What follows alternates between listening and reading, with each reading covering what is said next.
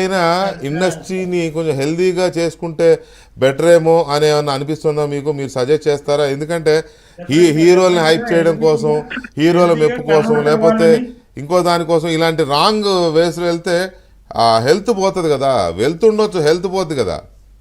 అవును, డెఫినెట్ గా వెంకటకృష్ణ గారు, నేను ఇంతకు ముందు కూడా చాలా ఇంటర్వ్యూస్ చెప్పాను. ఈ రాంగ్ ఫిగర్స్ ఇవ్వటం మూలంగా చాలా మిస్లీడ్ అవుతుంది ఆ డిపార్ట్మెంట్స్ కానీ ఇది కానీ.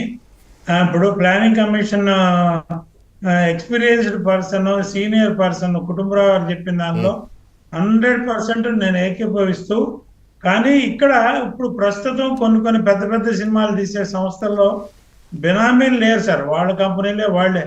ఇప్పుడు ఫర్ ఎగ్జాంపుల్ ఇప్పుడు ఫిగర్స్ మీకు బయటకు వచ్చినాయి కాబట్టి చెప్తున్నాను. ఇప్పుడు 1100 కోట్లు కాస్ట్ అయిందని పుష్ప 2కి అన్నారు. దానిలో హీరో ఒక 300, డైరెక్టర్ ఒక 150, మిగతాదంతా కాస్ట్. 4 సంవత్సరాలు ఆ సినిమా తీశారు. 4 సంవత్సరాలు పెట్టుబడికి వడ్డీతో సహా లెక్కేసి 1100 కోట్లు అయిందంటారు. 1830 కోట్లు మీరు చెప్పినట్టే లెక్కలు వచ్చినాయి. 1800 కోట్లలో ఆఫ్టర్ ఆల్ డిడక్షన్స్ ప్రొడ్యూసర్ చేతికి ఎంత వచ్చింది? కనీసం ఆ 1100 కోట్లు రికవర్ అయిందా? First point. ఆ సినిమా కొన్న డిస్ట్రిబ్యూటర్లు అందరూ వాళ్ళు, నేను చెప్తాను నిజమే సార్, ప్రసాద్ గారు అక్కడే వస్తుంది. మీరు అన్నది పాయింట్ కరెక్టే కావచ్చు.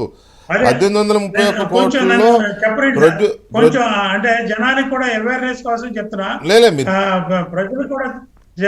నేను చెప్పేది ఏంటంటే సార్, ఇప్పుడు ఇంత వచ్చి ఇంత ఏదో 100 కోట్లు ప్రొడ్యూసర్లు తినేస్తున్నారు అనేది కంటే కూడా ఇవాళ 4 సంవత్సరాల నుంచి తీసిన పుష్ప సినిమాకి 4 సంవత్సరాల అకౌంట్లు 3 సంవత్సరాలు ఆల్రెడీ సబ్మిట్ చేసి ఉంటారు.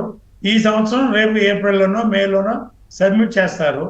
Accounts inward outward, GST inward outward, ఇన్పుట్లు ఇవన్నీ చూసుకుని, ఇందాక నేను చెప్పినట్టు 130 కోట్లు 150 కోట్లు, it may be 250 crores or 300 crores, 3,000 crores income మీద, రెవెన్యూ జనరేటెడ్ మీద, ఫిల్మ్ ఇండస్ట్రీ మీద.